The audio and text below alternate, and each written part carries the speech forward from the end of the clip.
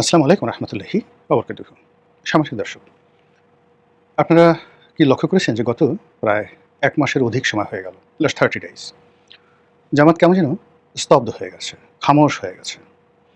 এখানে স্তব্ধ শব্দের পরিবর্তে খামোশ, খামোশ শব্দটা আমি ব্যবহার করছি দুটো কারণে। প্রথম কারণ হলো যে চুপ হয়ে যাওয়া, খামোশ, থামো। মানে ধমক দিয়ে আপনি কাউকে থামিয়ে দিলেন। তাহলে জামাতকে কি আসলে কেউ ধমক দিয়েছে যে তোমরা আর বাড়াবাড়ি করো না? যা করেছ সেগুলো জনসম্মুখে প্রকাশ করে দেয়া হবে। পুলিশ হত্যাকাণ্ড, অস্ত্র লুট এবং জুলাই আগস্ট বিপ্লবের সময় যে সকল হত্যাকাণ্ড ঘটেছে, অমীমাংসিত হত্যাকাণ্ড, তার সঙ্গে, সঙ্গে যে সকল অর্থনৈতিক কেলেঙ্কারি ঘটেছে, চাঁদাবাজি ঘটেছে, বিভিন্ন প্রতিষ্ঠান থেকে যে সকল টাকা গ্রহণ করা হয়েছে, সেগুলো এখন সরকার গোয়েন্দাদের হাতে চলে গেছে। এর সঙ্গে, সঙ্গে শুরু হয়েছে হাদি হত্যাকাণ্ডের মতো স্পর্শকাতর বিষয়ে কথাবার্তা। তো এই কারণে জামাতকে কি কেউ ধমক দিল কিনা যে খামোশ, চুপ থাকো? অথবা যেটা আছে যে পরিবেশ এবং পরিস্থিতির কারণে একটা ভয়ঙ্কর পরিবেশ পরিস্থিতি যখন আপনি দেখবেন, কোনো শব্দ করতে হবে না, কাউকে কোনো কিছু বলতে হবে না। শুধুমাত্র যেটা হবে যে কেউ আপনাকে বলছে কোনো কিছু, কেউ আপনাকে কোনো কিছু বলছে। তো তার প্রেক্ষিতে কি হলো, বা আপনি দেখছেন কোনো কিছু, তার প্রেক্ষিতে আপনি অটোমেটিক যেটা হচ্ছে চুপ হয়ে গেলেন। এটাকে বলা হয় খামোশ। সেক্ষেত্রে জামাত যে জিনিসগুলো দেখছে, সারাদিন চুপও আছেন। আওয়ামী লীগ ফিরে আসি ভাব করছে। সীমান্তে পুশিনের জন্য ভারত রীতিমতো উন্মাদনা শুরু করে ফেলেছে। মায়ানমার সীমান্তে যুদ্ধ চলছে, তুমুল যুদ্ধ। এবং সেই যুদ্ধ আরাকান আর্মির সঙ্গে এবং পাকিস্তানের মায়ানমারের জান্তা সরকারের সঙ্গে। এবং যিনি সেনাবাহিনীর প্রধান ছিলেন, অতি সম্প্রতি তিনি সেখানে প্রেসিডেন্ট নির্বাচিত হয়েছেন এবং সেখানে চীনের যে কর্তৃত্ব এটি বৃদ্ধি পেয়েছে। ফলে রোহিঙ্গাদেরকে কেন্দ্র করে, আরাকান আর্মিকে কেন্দ্র করে, রোহিঙ্গাদের মধ্যে যে কয়েকটি সশস্ত্র গ্রুপ রয়েছে, আরসা, এদের সঙ্গে যদি জামাতের কোনো সম্পর্ক থাকে, সেই জিনিসগুলো উল্টে গেল, আল্টিমেটলি উল্টে গেছে। আর যদি সেই কেন্দ্রীয় সরকার, মায়ানমারের কেন্দ্রীয় সরকার, তারা আরও সুসংহত হয়ে যায়, সঙ্গতির কারণে এই রোহিঙ্গা ইস্যু, আরাকানের যে ইস্যুটি, এটি আওয়ামী লীগের পক্ষে চলে যাবে। এবং বর্তমান সরকার এবং জামাতের বর্তমান সরকারের জন্য এটা বুমেরাং, আর জামাতের জন্য এটি রীতিমতো অশনি সংকেত হিসেবে দেখা দিবে। কাজেই পরিস্থিতি মূল্যায়নের জন্য বুদ্ধিমানের কাজ হলো চুপ থাকা, দেখি কি হয়। ভারত আসলে শেষ পর্যন্ত কি করে। এর মধ্যে আওয়ামী লীগ মিছিল করছে, ছাত্রলীগ মিছিল করছে, অনেক জায়গাতে অফিস চালু করেছে, তারা ঘোরাফেরা করছে, শেখ হাসিনা আসতে চাচ্ছে, নেতাকর্মীরা দলে দলে এসে আইনের কাছে আত্মসমর্পণ করে জেলে ঢুকতে চাচ্ছে, বড় বড় নেতারা, মন্ত্রী, এমপিরা। এখন আপনি কি করবেন বলেন তো? এয়ারপোর্টে এসে যদি আওয়ামী লীগের অন্ততপক্ষে ২-৩০০ সংসদ সদস্য, সাবেক সংসদ সদস্য, বর্তমান সংসদ সদস্য, যারা আলটিমেটলি ১৭ বছর বাংলাদেশে ভিআইপি ছিলেন, এরকম লোকদেরকে আপনি একত্রে ৩০০ লোক আপনার একই সঙ্গে ঢাকা ইমিগ্রেশনে এসে উপস্থিত হলো। এখন আপনি কি সেখান থেকে তাদের উপর মব করবেন? নাকি তাদেরকে গ্রেপ্তার করতে হবে বিমানবন্দর থেকে? নাকি তাদেরকে ছেড়ে দেবেন? যেহেতু মামলা আছে, তারা এসে ইমিগ্রেশন পুলিশের কাছে আত্মসমর্পণ করলেন। ফলে বিমানবন্দর থেকে, বা ধরুন ভারত থেকে যারা আসে, তারা বেনাপোল এসে তারা বিএসএফ এর কাছে আত্মসমর্পণ করলো, বিএসএফ বিজিবির কাছে তাদেরকে হস্তান্তর করলো যে আমাদের বাংলাদেশে মামলা আছে, সেখানে নিয়ে যান। এখন আপনি যখন বিজিবির অধীনে থাকবেন, সাবেক স্বরাষ্ট্রমন্ত্রী আসাদুজ্জামান খান কামাল, জাহাঙ্গীর কবির নানক, এরা সবাই ধরেন চলে আসলে, আপনি তাদেরকে কী করবেন? ক্রস ফায়ারে দিবেন? নাকি তাদেরকে জেলখানাতে ঢুকাবেন?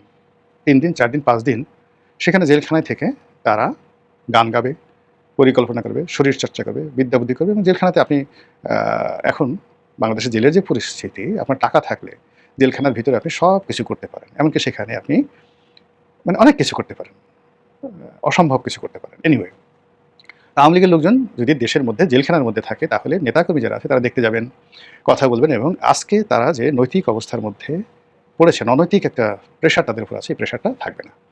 তো এই জন্য জামাত পরিস্থিতির কারণে খামোশ হয়ে আছেন, দেখে কি হয়। থার্ডলি যেটা হতে পারে খামোশ, সেটা হলো যে আমাদের সঙ্গে প্রতারণা করা হয়েছে। আমরা খুব মাইন্ড করেছি, রাগ করেছি, অভিমান করেছি। অভিমান করে আমরা চুপ হয়ে আছি। আমরা শুধু সরকার একটা সময় দিতে চাচ্ছি, যে আমাদের সঙ্গে যে সকল কথাবার্তা হয়েছে সেগুলো আপনারা বাস্তবায়ন করুন। ইসলামী ব্যাংক নিয়ে খেলাধুলা বন্ধ করুন। সংস্কার প্রস্তাব বাস্তবায়ন করুন। জাতীয় সরকার গঠন করুন। দ্বিকক্ষ বিশিষ্ট পার্লামেন্ট গঠন করুন। তারপর সংবিধান সংশোধন করুন। ডক্টর মোহাম্মদ ইউনূসকে রাষ্ট্রপতি পদে বসান। আর না হলে জামাতের আমির শফিকুর রহমানকে ডেপুটি প্রধানমন্ত্রী করেন। আমরা দেখতেছি, তারপরে আমরা সিদ্ধান্ত নেব। এর ফলে কী হলো, গত 1 মাস ধরে কথাশিল্পী হিসেবে যিনি বেশ জনপ্রিয় হয়েছেন তিনি হলেন জামাত সভাপতি ডক্টর শফিকুর রহমান। সুন্দর করে কথা বলেন। তারপর জামাতের আমির মিয়া গোলাম পারওয়ার, তিনিও অসাধারণ কথা বলেন। তারপর হামিদুর রহমান আজাদ, সেলিম উদ্দিন, ডক্টর মাসুদ, যিনি এখন মাননীয় সংসদ সদস্য, তিনি আছেন। এর বাইরে সেই দলের মধ্যে আরও যে সকল ডক্টর আবদুল্লাহ মোহাম্মদ তাহের আছেন, এটিএম আজহার আছেন, ওনারা সবাই কিন্তু খুব ভালো ভালো কথা বলতে পারেন, মাইল্ডলি, প্রফেশনালি এবং লজিক্যালি কথাগুলো তারা বলতে পারেন। আবার দলের মধ্যে অনেকে আছেন যারা মানুষকে উত্তেজিত করতে পারেন। তাদের বিরাট একটা ওয়াজিন গ্রুপ আছেন, যারা ওয়াজ করেন ওয়াজের ময়দানে। তারা বক্তব্য দিলে, সুরে টান দিলে লক্ষ লক্ষ মানুষ হাসবে, কাঁদবে, তারা যেভাবে বলবেন সেইভাবে। এরকম অন্তত কয়েকশো ইনফ্লুয়েন্সিয়াল জামাতের বক্তা আছেন সারা বাংলাদেশে। আর মিজানুর রহমান আজহারি তো আছেনই, আহমদুল্লাহ এবং মিজানুর রহমান আজহারি, যারা জামাতের তৈরি সুপারস্টার, নট সুপারস্টার, বাংলাদেশের এই বক্তৃতার জগতে অনেকটা মেগা স্টার। এক আজহারি যদি একদিকে দাঁড়ায়, 100 আব্বাসী যত চিৎকার চেঁচামেচি তিনি করুন না কেন, জাস্ট আজহারি একটা মঞ্চে বসে থাকবেন, কোনো কথা বলবেন না।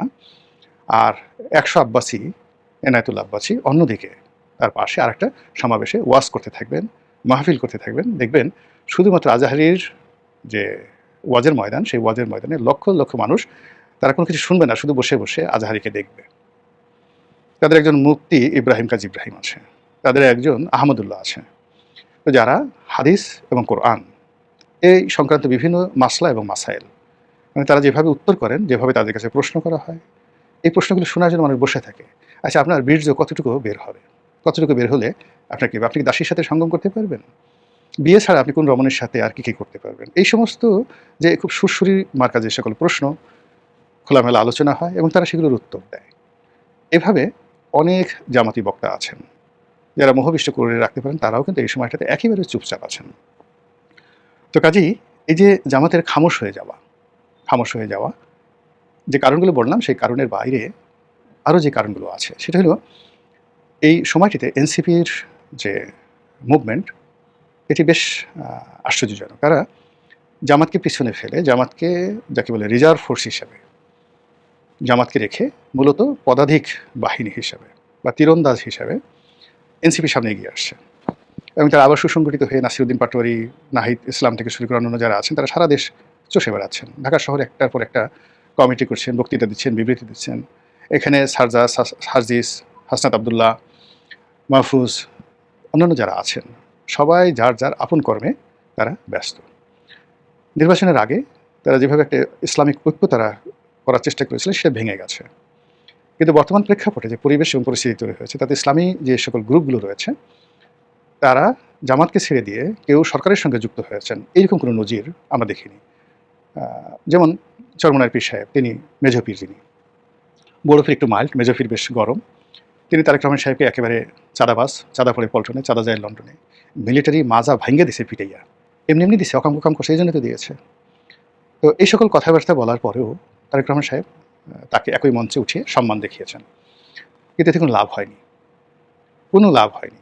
বরং রাজনীতির ময়দানে তারা এই যে তারেক রহমান সাহেব তাদেরকে ডাকছেন, কাছাকাছি যখন দেখলেন, তখন মেজর পীর সাহেব বা জামাতে যারা নেতৃবৃন্দ, তারা বুঝে গেছেন যে আসলে তারেক রহমান সাহেবের আসলে কতটা ব্যক্তিত্ব রয়েছে, কতটা ওয়েট রয়েছে, এবং তিনি আসলে কীভাবে রাজনৈতিক দলগুলোকে হ্যান্ডেল করবেন, তার পার্সোনালিটি কোন পর্যায়ের, এই জিনিসগুলো কিন্তু বুঝে গেছে, আন্দাজ বুঝে গেছে। এবং সেই অনুযায়ী কিন্তু তারা সিদ্ধান্ত নিয়ে ফেলেছে যে তারা এই সরকারের সঙ্গে কোনো কমিউনিকেশন করবে না এবং তারা সরকার বিরোধী অবস্থানে থাকবে।